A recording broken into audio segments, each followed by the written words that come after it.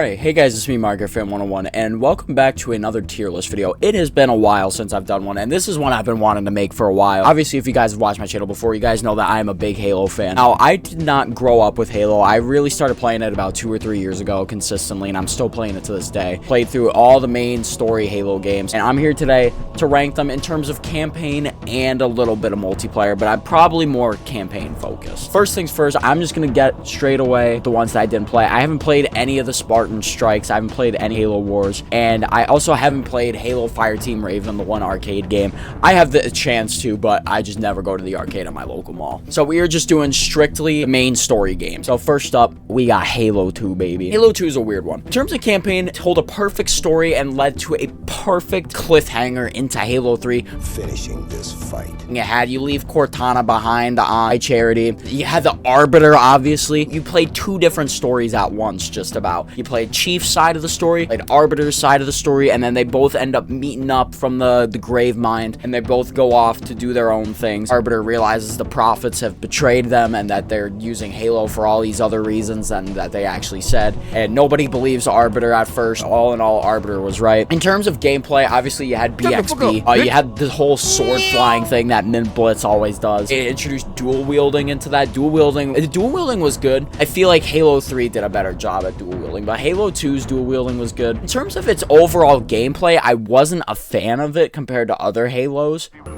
And multiplayers was okay in my opinion. Now, obviously, all the OG Halo players are gonna be like, like I said, do I have to flash back to the beginning of the video? I'm going to put Halo 2 at an A tier. Because I think that there are better Halos than it, but it's not a bad Halo at all. I think Halo 2 has a better campaign than Halo 3. In terms of gameplay, Halo 3's is better than Halo 2's, but I think overall, in terms of telling a story, Halo 2 did a better job at it. But now, obviously, we're going on to Halo 3. I mean, do I even have to say? Halo 3 is an S tier, man. Multiplayer is phenomenal. Easily my favorite Halo in terms of its gameplay. All the guns are so satisfying to use. There isn't a gun in Halo 3 that I truly don't like using. Its campaign is also very good. Like I said, in terms of story, I think Halo 2 is better, but gameplay in Halo 3 is just beautiful. The whole opening cinematic. You want to know one thing you had that the others didn't? Look. It has such a memorable soundtrack, and do I even have to? I can't believe I almost forgot. The final mission. Yo! Ah!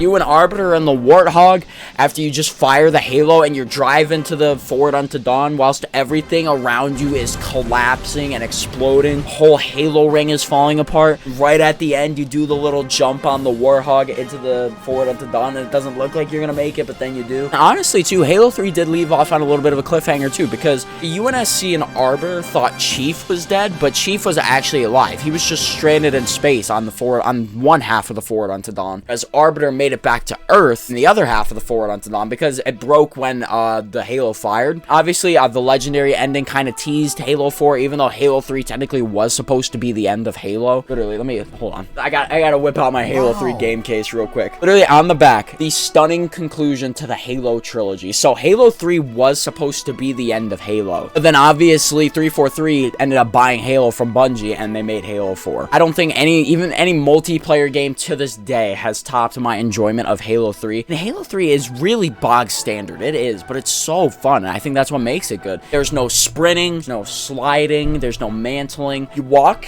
shoot your gun, you jump high, that's it. That's all it is. The abilities are really good. I like the power drain, I think, that you have the little grav lift. All the maps are beautiful. I feel like they got so many memorable maps in there too. Halo 3 is just beautiful, and especially what they've done with all these old Halos in the Master Chief Collection. You know, all new kinds of weapons, skins, new cosmetics, and everything. Master Chief Collection has kept most of these old Halo games alive to this day. Obviously, now Steam Workshop mods exist for MCC, which I do plan on making a video on. And if you can't even argue with Halo 3. Halo 3 is... Hold on, is my face cam in the way? Alright, I just moved my face cam a little bit just in case if I was walking all this. I can't tell. Halo 3 ODST. Now, this game has an exception where I can't rank it based on multiplayer. It does not have a multiplayer. It's just another bit of Halo 3. It's a small side campaign. So So basically, the whole plot of Halo 3, it takes place between Halo 2 and Halo 3. So right when, I forget the name of the ship in Halo 2, but it's right when they're in New Mombasa, and the UNSC ship just goes through the portal that the Covenant do, but it takes place during there. You're a squad of ODSTs, orbital drop shock troopers, and you all deploy down into New Mombasa, but you all get lost, and you play as the rookie, and you have to meet up with your squad, and through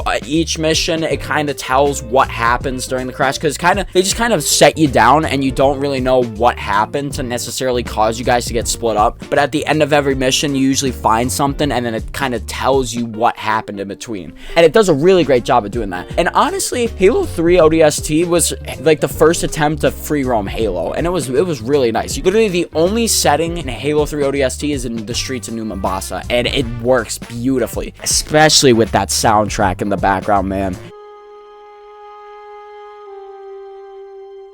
I mean, if that doesn't get your Johnson hard, then I don't know what does. And obviously, this game actually did end up adding content into Halo 3's multiplayer. They had the suppressed SMG and the TAC Magnum, which was like the suppressed pistol. And another thing with Halo 3 ODST was if you bought the game, you got a copy of Halo 3 multiplayer already included with it, which was really nice. This game does a great job of storytelling. All the bosses are super fun.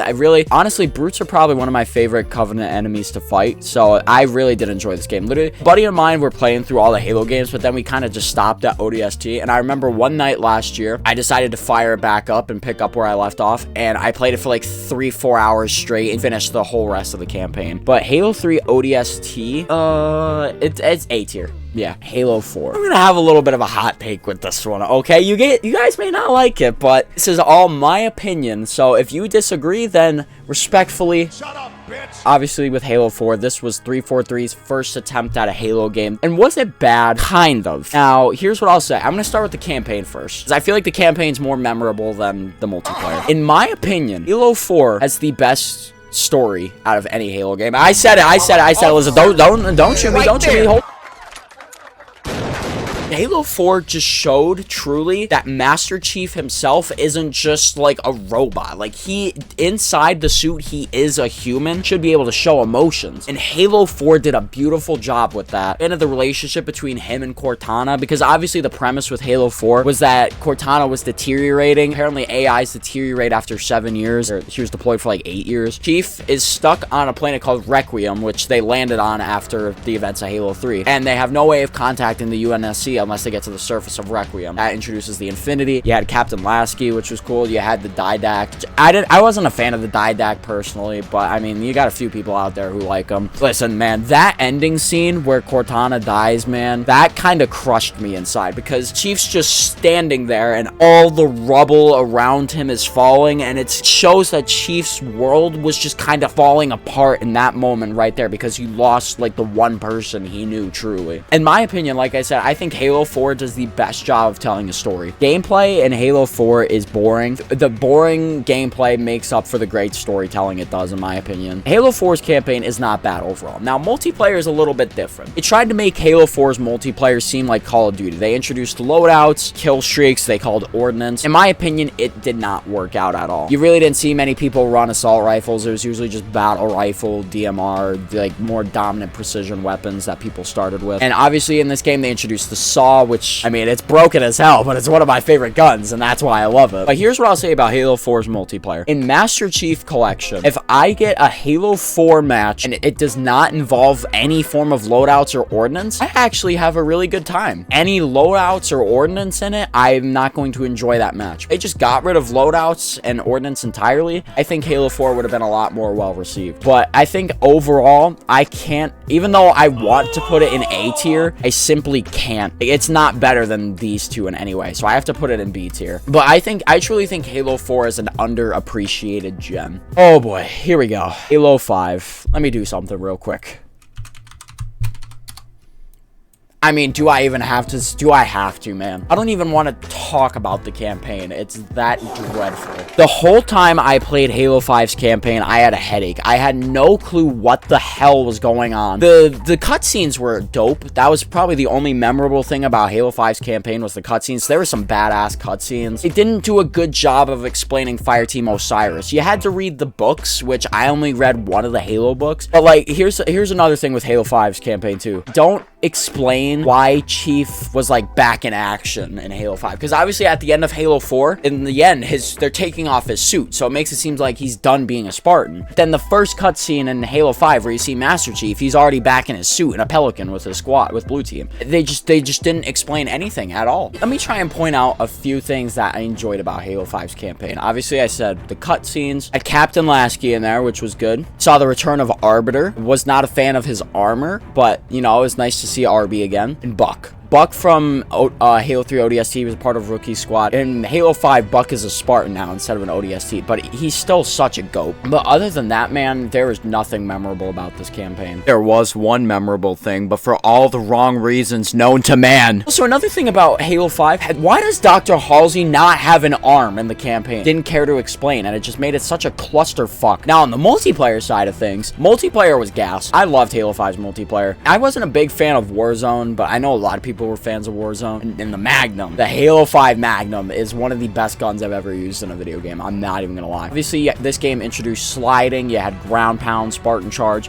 I feel like they just branched out too much to the point where it didn't feel like Halo. This would be a good game if they just didn't have Halo in the title. If this game was just called Guardians, I think it would be a really good game. It deserves its own tier.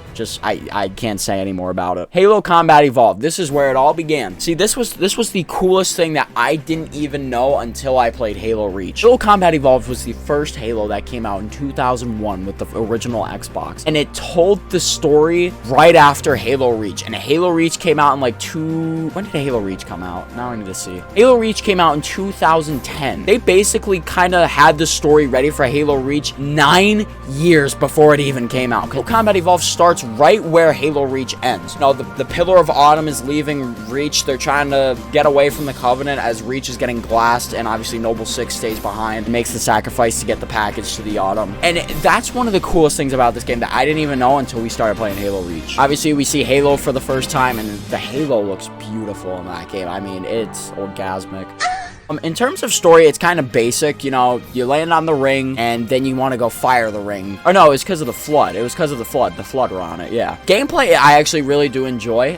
Fighting all the enemies is really fun. There are a few guns in the game that I don't enjoy using, such as like the Needler. I kind of like the regular assault rifle just because it's got like 70 bullets in it. The Magnum, obviously, is the best gun in this game. Sniper rifle's pretty fun, too. But it laid the foundation for what is now a beautiful franchise. But Halo Combat Evolved, I think it's top of B tier. And another thing I forgot to mention about Halo 2 and Halo Combat Evolved, the whole anniversary in Master Chief Collection. Honestly, actually, hold on. I actually own a copy of Halo Combat Evolved Anniversary. And this was in Master Chief Collection, obviously. But Halo 2 Anniversary was only in Master Chief Collection. And I thought that was really cool. The whole anniversary for the two games was really sick, in my opinion. I thought it made it look a lot better, and I feel like it played a lot better. Halo Infinite. I could write a 10-paragraph essay, Times New Roman, 12-point font, MLA format about this game. So obviously this is our current Halo, and I know a lot of people aren't happy with it. It launched, it had such a great explosive launch, but then a few months after, people realized like, hey, they're not adding any new content into this game, and it's kind of boring. They're not fixing any bugs, and everybody just kind of quit on it. I didn't quit on it though. Not long after season 2 started, I was really done with Halo Infinite. I realized like, wow, they really do not care about this game. Obviously now I made a video on season 3 how we have the new shroud screen, the DMR, and apparently next season they're finally adding the progression system, a new equipment, and the Falcon, which will be cool. And let me just get this straight away too. Halo Infinite has the best and most fun gameplay out of any Halo game. Like the shock rifle is so fun, man. The skewer. Really, ever since the winter update with this game, I've really found my love for it again. I had to go from, if I was ranking this based on multiplayer, low Halo 3 and S tier or top of A tier. Halo Infinite's campaign is not bad at all. It's definitely 343's best. They introduced the free roam aspect on Zeta Halo. Zeta Halo was just kind of boring though, in my opinion. It was all just grass, mountains, rocks, but it looked beautiful. I wish there was other biomes on the Halo ring, but I mean, for what we got, I didn't think it was too bad. Pretty good job at storytelling. It wraps up all the ties with Chief and Cortana. Halo Infinite overall, even though it's in a shit state, I still love this game. I've been playing it again recently. Halo Infinite, in my opinion, is absolutely worthy of an A tier. And now we are on the final one, the notorious Halo Reach. I want to get straight into the campaign. Strictly on campaign, it's an S tier. Halo Reach has the most emotional, tragic, but best story out of any Halo game. Literally, the slogan for the game is, from the beginning, you knew the end. It's the Covenant's first arrival and how they're just completely invading Planet Reach. The UNSC is completely outnumbered, so each member makes a sacrifice to try and delay invasion. Obviously, you had George, who blew up the biggest Covenant ship they've ever seen. Then 1,500 others start slip spacing into the atmosphere, so George's sacrifice really was for nothing. You had Kat, who just got shot in the dome with a needler from a Covenant ship up above. You had Emil, who gunned the cannon for the Pillar of Autumn, but then got stabbed to death by an elite. Then you got Carter, who threw the Pelican into the Scarab so that Emil and Noble 6 could deliver the package to the Autumn. And then obviously you got Noble 6, who gave Cortana to the Pillar of Autumn and allowed Halo Combat Evolve to begin, and he had to stay behind and man the gun so that the Pillar of Autumn could actually escape Reach, and there was nobody to contact, and he was all alone by himself, just fighting to death. Objective survive. That killed me. It really did. All the characters are amazing. You really get to know every one of them. Multiplayer, I'm not a fan of. I know a lot of people, some people are a fan of the multiplayer. I didn't like the whole, they kind of had a class system too, but it was more based on abilities rather than weaponry. If any of you motherfuckers out there used armor lock, I think Halo Reach is absolutely worth an S tier, and I think that right there is the only correct Halo tier list on YouTube. So thank you guys for watching this video. I got a few more tier list videos in mind that I want to do, but they probably won't come out for a while. I like doing these at once every other month or so. And thank you guys for watching, and I'll see you guys next week, all right?